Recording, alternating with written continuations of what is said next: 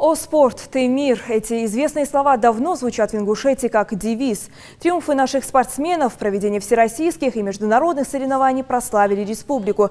Но, как отметил один из обратившихся на диалог с народом, вероятно, ярый болельщик, последние два чемпионата мира по борьбе по дзюдо не оправдали надежд.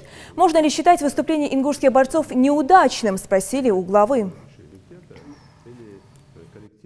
Во-первых, мы должны гордиться тем, что у нас появились уже топовые хорошие бойцы, борцы, спортсмены, которые уже выходят на уровень сборной страны. И мы должны гордиться нашими дзюдоистами, которые сегодня уже в сборной были и выступали в Будапеште аж целых 5 человек от республики. 3 там за сборную страны, 1 за турецкую сборную и 1 за команду сборной страны. Выступление, нельзя сказать, что оно провальное, да, или неудачное. Да, нам хочется больше, но тем не менее, это первый чемпионат вообще такого уровня для наших борцов, дзюдоистов. И здесь очень, ну, как вам сказать, сложно психологически вот эти барьеры прийти. И Хасан, и Хусен, я думаю, что они уверены, они выступили достойно.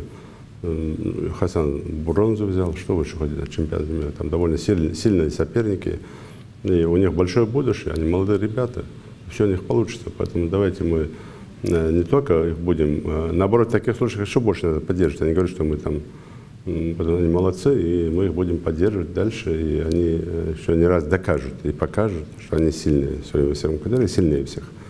Это одно. Насчет вольной борьбы, я бы тоже не сказал, у нас хорошие ребятишки растут. Я не знаю, сегодня там Евлоев взял в финале или нет, там, но он в финал уже вышел, молодежной сборной страны.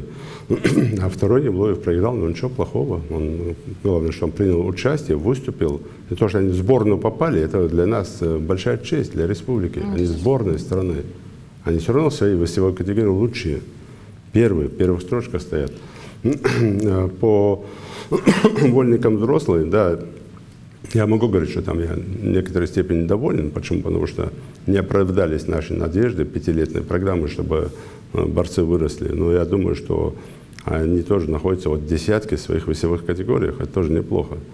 И та конкуренция, которая там есть, не позволяет им выйти на тот уровень, чтобы они могли бы выходить на чемпионаты там, страны достойно. Насчет греко-римской борьбы, серебряная медаль Евлоева. Что, плохо, что ли? Давайте мы там... Один человек выступил и взял серебряную медаль от России. Ну, я имею в виду в составе сборной России. От Ингушетии выступил один. Муса Евлоев. Взял серебро. Посмотрите, какой достойный соперник был. Именитый, опытный. И то, я думаю, что Муса мог бы взять.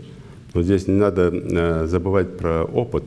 Если у Алексаняна был опыт Олимпийских игр, или 4 или 5 раз участия в чемпионатах мира, чемпионатах Европы, у Евлоева не было такого опыта.